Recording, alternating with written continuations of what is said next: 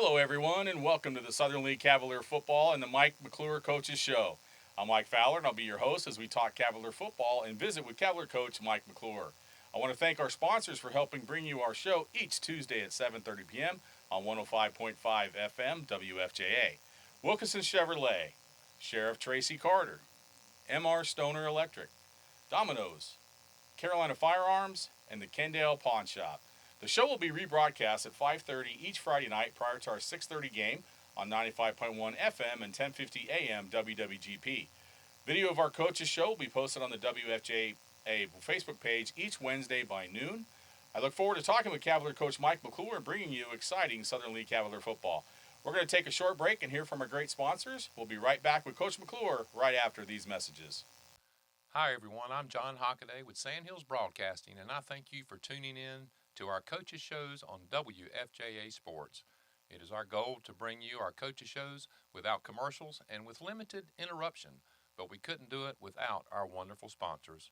We'd like to thank Wilkinson Chevrolet, Domino's, M.R. Stoner, Sheriff Tracy Carter, Carolina Firearms Training and Gun Store, and Kendall Pawn Shop. We thank these sponsors for bringing you our show. We thank you for watching our Coaches Show videos. Now back to the show. We hope you enjoy. Welcome back to the Coach Mike McClure Show. We thank you for joining us tonight. And as always, we want to thank WFGA for hosting this and all of our sponsors. Again, we're in our COVID-safe room here with the plexiglass between us and just being safe in regards to that. So, again, Coach McClure, thanks for coming in tonight. And just welcome again to the studio. Thank you for having me. Appreciate it. Appreciate no problem. And also, we just want to come in. Obviously, the Cavs coming off a tough loss at home last Friday to Union Pines. We went down 40-7. It was a game that we started off a little bit slow, and both teams kind of got off to a slow start, and just seems like just wasn't a game that the Cavaliers could really just get things going. Yeah, well, felt like we were in the game. We were in the game pretty much for the majority of the night until the second half. Then things began to get away from us. But it's one of those games where on paper, you won't be able to tell that it was a close game based off the score. But it's something that you would have to see to understand, really how the game went and how close it was. I felt like defensively, they really didn't outscore us offensively on their end at all. They didn't do. We had a pretty much clear idea of what they wanted to do. And we took that away. We understand that they wanted to run screens and that they wanted to throw the ball up and down the field. And for the most part, I was pleased because we took that away and we forced them to do something. Our attitude going into that game was force them to do something that they do not do, and that's run the football, which, they came out and they ran the football, but after a few adjustments on our end, we began to stop them. Still got to get it together offensively, though, and that's just something that we're still working on and still trying to find something that we can actually hang our hat on and that we can go to offensively, and that will be our identity offensively is what we're trying to focus on and what we're trying to do. Yeah, that's a good point. You mentioned that the defense, unfortunately, with the 40-7 loss, but 3 of those touchdowns came on the interceptions. 2 were run back for a touchdown, and then 1 was run back all the way to the 2, which led to the touchdown. So, yeah, you take that away, and it's obviously a much tighter game. And the defense has played, incredibly well. And I think at times we're held them out some hard hits from those Cavaliers I saw on Friday night too. That's the biggest thing, and we just want to continue to play hard and continue to be physical. I feel like we're good in those areas, playing hard and being physical.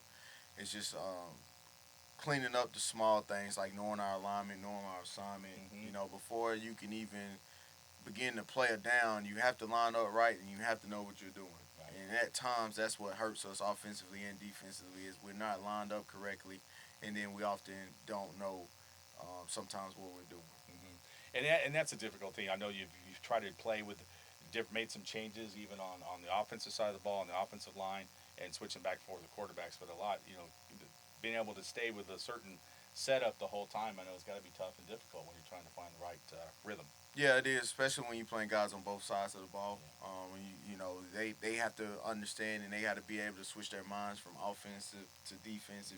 Whenever they are on their respective sides of the ball, which is very important. Not to, and fatigue. Once fatigue sets in, the mind kind of goes. That's the first thing Right. to go. And so we just got to do a better job of training those guys up and allowing them to have the mentality to be able to switch from offense to defense, knowing that they're going both ways. Right. And it was a warm night, probably the warmest we've had this year so far in this spring season. So obviously that led to a lot of the fatigue, and especially like you said, you got a lot of guys going both ways. It's going to be tough, especially on a warm night, as well. But nobody got injured. I think nobody came out. I know there were some injuries. I saw that Kendall came out for a little bit, but he was able to come back in the game. And then Josh Stone on one of the passes took a hard fall on that, I believe, and he seemed to be okay too. He was able to come back. It was. We thought he thought he had done some real damage to his hand, but it ended up being okay. So everybody's healthy. Everybody bounced back from if you seen them exit the game, they are healthy. Good. Ready to go for this week. Good deal. So what are some of the things you're going to be focusing on, throughout what started away and later this week? And you kind of got a little bit of an obstacle with it being spring break for the Southern League this week. So the kids don't have school to worry about. And how's that trying to get them to focus just on football? Well, we try to tell them to take advantage of the time that they do have being away from class, to spend that extra time, on huddle, just looking at their opponent, understanding what they done wrong from last week's game and how can they come back and fix it and those type of things. So we're just trying to give them as much football stuff to do as possible. But still, too, we understand their kids. We still want them to have some type of spring break. We're practicing in the morning to try to give them that afternoon off and allow them to have the rest of the afternoon to do what they want to do. As long as they're making sure they're being safe and following COVID protocols wherever they're going, because we don't want that to come back and hurt us in the long run as well either. Yeah, that's a good point. Because obviously, coming up for Friday, I guess everyone's going to be ready to go by Friday morning to make that decision and check them out. So that'd be a good thing. So we started a segment last week, kind of a Meet the Cavs. And last week we focused on the offensive line. This week we're going to take a position that's dear to your heart, I know, and it's the linebackers. And we've been the main linebackers that we've had in the starting lineup in the last few weeks. You have junior Cam Jackson, junior John Wilson, sophomore Brock Chappell, and junior Nasir Blue. And then we also have some guys that have had a lot of playing time as well. Sean Fouché, I know he was hurt, and is he out for the rest of the year? He is. He's pretty much done. He actually dislocated that shoulder in that Triton game, and so he's pretty much going to be done for the rest of this short spring season. Okay. And Jordarian Hamilton, who we've had at running back a lot too. He's also seen some work at linebacker, and then Justin Cleary has been in a few as well. So this linebacker set, and obviously it really starts with the guys in the middle with John Wilson and Brock Chappell, but Cam Jackson and Nasir Blue have always been a part of that and getting after guys from the outside. What can you say, as a former linebacker yourself, what can you say as far as what these guys are meant to the team? I say what these guys do well is they run to the football well. They track the football well, and they're always going to find their self and their way around the football. Cam Jackson was one of our junior guys who now is second in the team in tackles. We started him off as a safety, but figured that dropping him down in the box, letting him be in kind of that hybrid player where we can move him back to safety, or he can come down in the box sort of to, like a Jamal Adams or somebody like that, who we can blitz him off the edge, and then he's just been great for us. Nasir Blue, a converted running back who we moved over to the defensive side, and he just does a great job. He's probably got the best motor on defense, I would say, as far as running down plays and just getting after it. He loves coming off the edge and blitz-wise. And then you have John and Brock. Those guys are just the brains of the defense. They do a good job of taking charge of getting guys lined up and making sure that guys are for the most part in the right spot. They set the strength of the defense, and they're just they're good to have, and they're to have on the field, because with those two out there that you're going to get lined up right most of the time. Yeah, exactly. And that's what's the best part about all those gentlemen I just mentioned? None of them are seniors, so they're all going to be coming back. And that's a very important part, because out of that group, John is the only one with varsity football playing experience. So the rest of those guys are getting that experience now. And like I said, the sky's the limit for this group when they come back next in this fall. And it's been great. They've been able to get a good experience this spring, and when they come back in the fall, they're going to have a short season, but a season under your guidance and your system, and I look really forward to seeing what they can do this fall. So those are your Southern Lee linebackers this year. Let's take a quick look at the Tri-County Conference. Of course, last week the results, Southern Lee we mentioned went down to Union Pines. It was Lee County 38, Harnett Central 0. We'll talk about Harnett Central in a little bit. Triton 40, Western Harnett 20. Those are the games last week in the Tri-County Conference. This week in the conference play, it's going to be on Thursday night.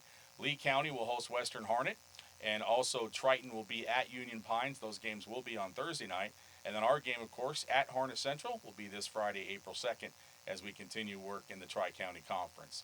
So that's the Tri-County update for this week. We're going to go and take another time out and hear from our great sponsors. We'll be back with more with Coach Mike McClure right after these messages. Coach's Show sponsors: Wilkinson Chevrolet in their new location on Highway 87 South. Domino's with convenient locations throughout the Lee County area. M.R. Stoner Electric, residential, industrial, and commercial electricians. Sheriff Tracy Carter, proud to support high school athletics. Carolina Firearms, your full-service firearms training and gun store. Kendall Pawn Shop, buy, sell, trade. Brick Capital Video, for all special occasions. WFJA for all your sports, FM 105.5. Welcome back to the Coach Mike McClure Show. Thank you for joining us tonight. And it's now time where we announce our Players of the Week for this past game against Union Pines. And we're going to start off with the Norman Financial Group and WWGP Players of the Game that are chosen by your radio team. And at the offensive side of the ball this week, actually we're going to go ahead and start with the defensive side. We'll explain in a minute. But our defensive player of the week was Elijah Barrett. And Elijah Barrett we picked Elijah just because he seemed to be over the ball and in the backfield quite a bit this past week and was hustling every play. We also noticed that he was getting double teamed a lot on that night. And at that one, the senior on the line, there's other seniors too, but everybody provides that leadership. And what are some things you can say about Elijah? Well, being in that three-man front that we have, him being double teamed is expected. That's the biggest thing. I felt like he fought through it well. He came off the ball, had some flashes of where he made what was in the backfield within an instant, made some big plays for us, some big stops on that opening drive.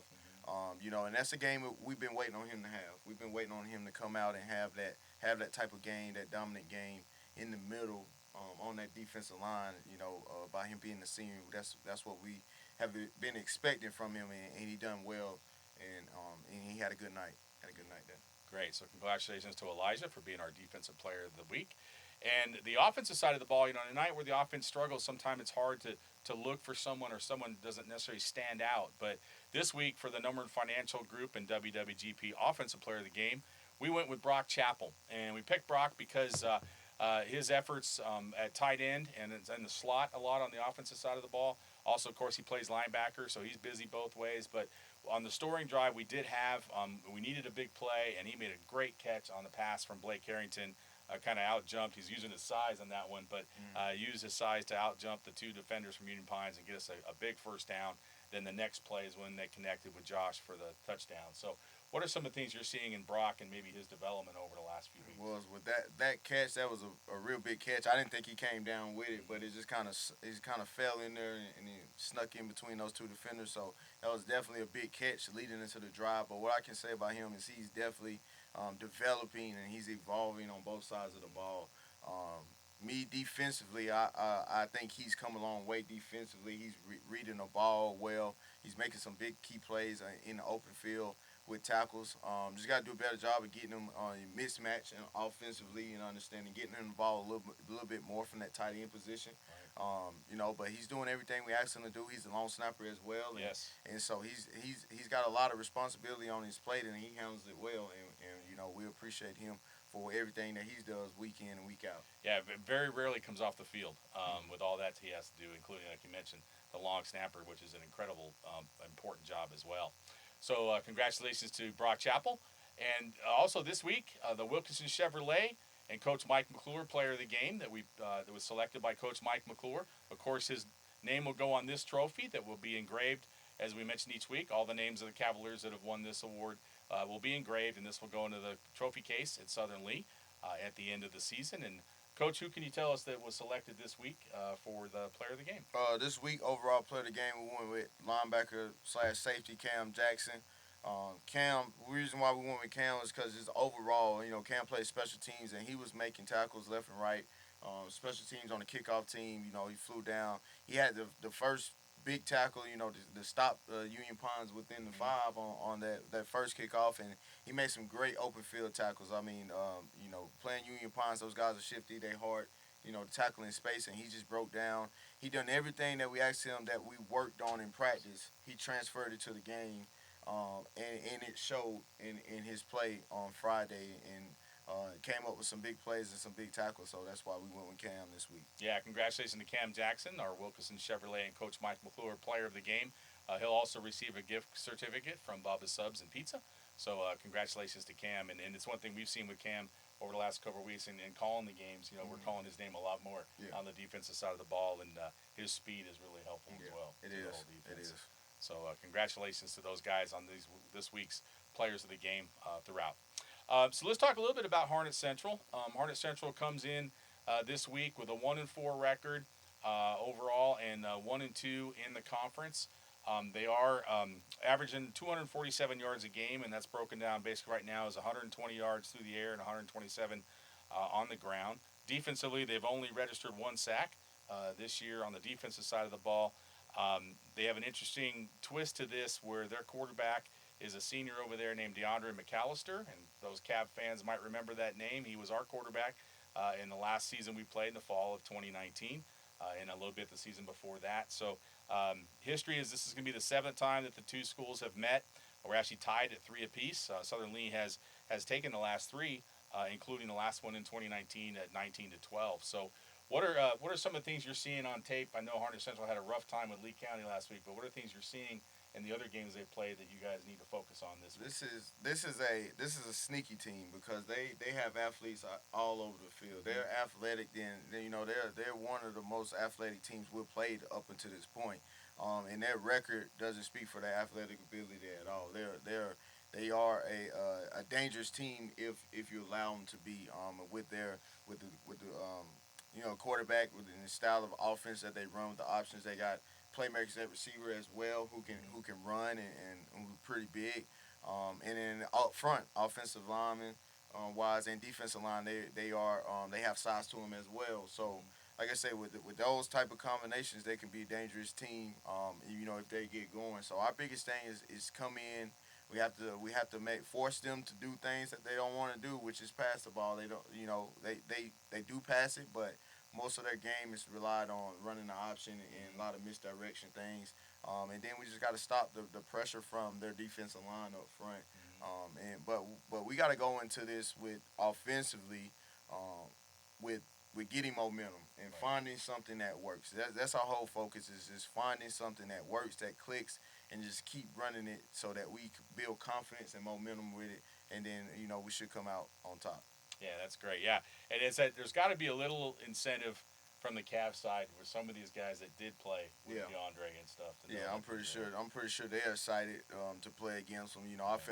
I think they'll feel more comfortable because they have played with him, and so they kind of know his game and they kind of know what to expect from him as well, former players. So I think they'll be a little bit more relaxed. They won't, I think they'll come in and we'll take care of business. Yeah, I think with the defense, the way the defense has been playing, I think that'll be a good test, but it's a test I think the Cavs will be up for this week as well. So any other key changes that you're having to make? I know we talked earlier about injuries. Sean Fusi is the only one that definitely is out with his shoulder, but is there any other key things you might be looking at or possible changes to make this week? Like I say, no, we're just trying to work a few things at practice, just kind of see how it looks throughout the week and just see if we can if it clicks and if it clicks with the kids, and then and just taking it into this week's game and let's see how it goes and if it works then we'll stick with it and keep running it. Yeah, one of the things that was and sometimes when you have a game it gets a lot of hand, but one of the advantages of that is you get to bring in some of the younger kids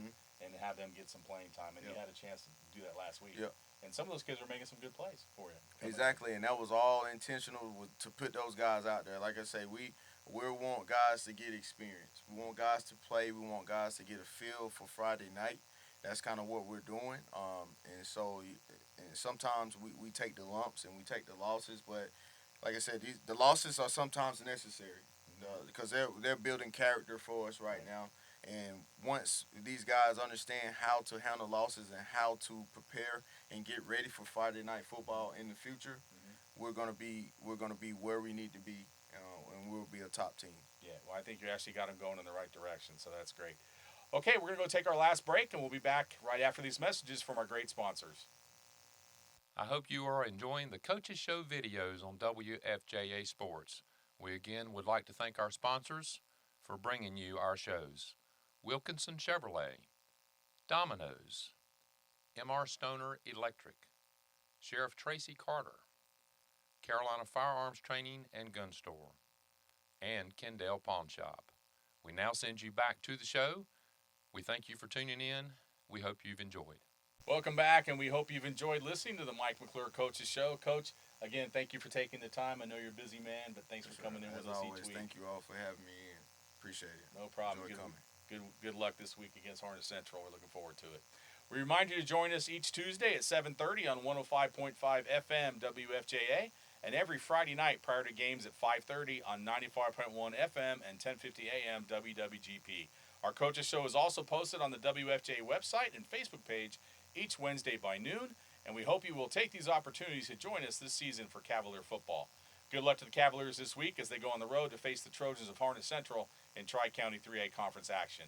Again, we thank all of our sponsors for bringing you our show tonight: Wilkinson Chevrolet, Domino's, M.R. Stoner Electric, Sheriff Tracy Carter, Carolina Firearms, and the Kendall Pawn Shop. And we thank you for listening to WFJA and WWGP Sports. Good night, everyone. Go Cavs!